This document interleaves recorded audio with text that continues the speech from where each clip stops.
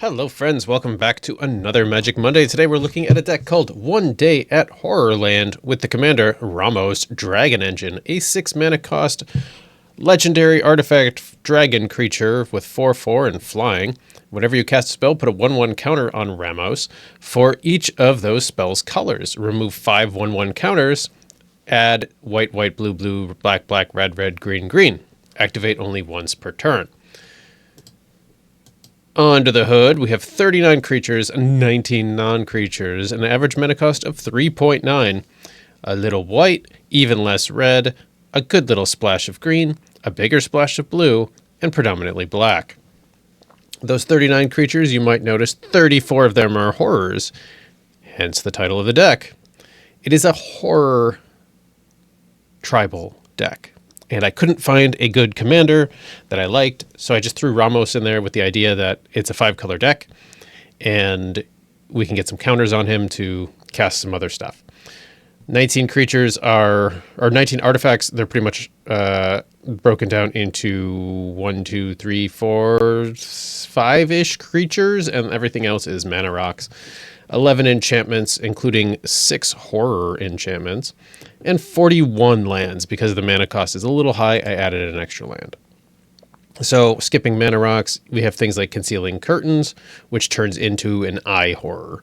We have Patchwork Crawler, which is a zombie horror. This is an enchantment horror. This guy here is a Phyrexian horror. So anything that says horror in it is in this deck. Pillar of Origins, we choose horror, we can add 1 mana to cast a horror. Radiant Destiny, we choose horror, they get +1/1, and if we have the City's Blessing, they also get Vigilance. Rally the Ranks, we choose horror, they get 1/1. Stuff like that. Pretty standard tribal deck stuff. Curse of Leeches here, because it turns into a leech horror. This is an insect horror. This is just a horror. We got a Hydra. We got a Schmeagle. Schmeagle's a halfling horror. The Automaton, we choose horror, they get +1/1. Bandit's Hall lets us be a mana rock. Lets it be a mana rock and also potentially for some card draw if needed. Cloud Key, we choose creature because there are a lot of creatures in this deck to reduce the cost because horrors are kind of expensive. Same thing with Herald's Horn here. That'll reduce the cost of the horrors.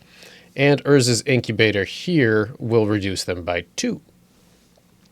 Patchwork Banner gives them the +1/1 and is a mana rock. So this is actually like one of my favorite cards in the Bloomburrow set, honestly. We've got Gazella and Bruna in this deck. Excuse me. So we can hopefully make Brizella the voice of nightmares. We got the Chitinous Crawler. We've got an Intellect Devourer. We got a Mage Hunter, which I really like. Chupacabra for some removal. And then we have Kraum, the Violent Cacophony. Whenever you cast your second spell, put a 1/1 counter on it and draw a card. Cool. We got Gitrog in here. We got Thalia and the Gitrog. We have a Roaming Throne. Obviously, we choose horrors, so all of their things trigger twice, which is super fun with cards like Mind Flayer. Or even all of these new enchantment horrors, like the Overlord of the Flood Pits, who lets us draw 2 cards and then discard a card whenever it enters or attacks. We have Reflections, so that we can make copies of our horrors. We have Sludge Monster, because it's just a great card. Drivnod's here, because he's big and scary. This Overlord here lets us mill through our deck and then return stuff to our hand. Froghemoth is a horror, of course. This might be my favorite of the new Overlord horrors because it creates a tapped colorless land token called Everywhere that is every basic land type. I really like that. Ukbenbach, the Great Mistake. He's a horror. So is Obosh.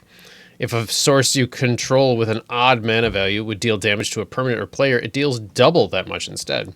So all these guys here that are 5 mana would do double damage. As with the Psychosis Crawler, the Artifact Horror. Whenever you draw a card, each opponent loses a life. Vanquisher's Banner for that card draw and for the pumping of the horrors.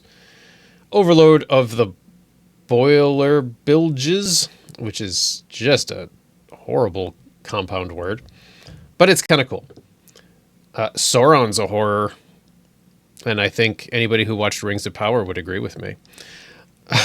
6 mana for a 7/6 with Ward, and you're making orcs and all sorts of fun stuff. Here's Bruna to go along with Gazella.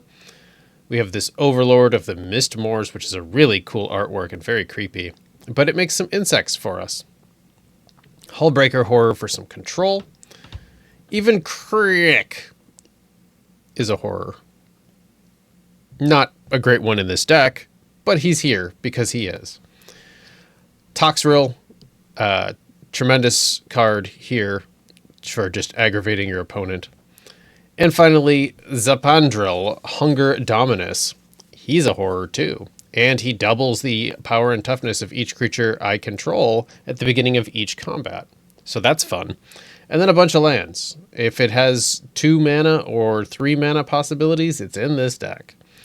All these triomes are here, the headquarters, the garden, the proving ground, the lounge, command towers here, world trees here. We wanted to have a little extra land, and we wanted to have that flexibility. So in terms of basic lands, there's 2 swamps and a mountain. Everything else is something weird or special. And that's the deck. It's not fast. Not fast at all. So if you're playing against like one of those rabbit decks or something like that, you're probably not going to win. But if you're playing against more of a slow plotting deck, you could do some really fun stuff with this. So all that being said, oh, also One Day at Horrorland, probably my favorite Goosebumps book. All that being said, if you enjoy this episode, please consider liking or even subscribing to the channel. As always, be kind to yourselves, be kind to each other. Let's get to some games.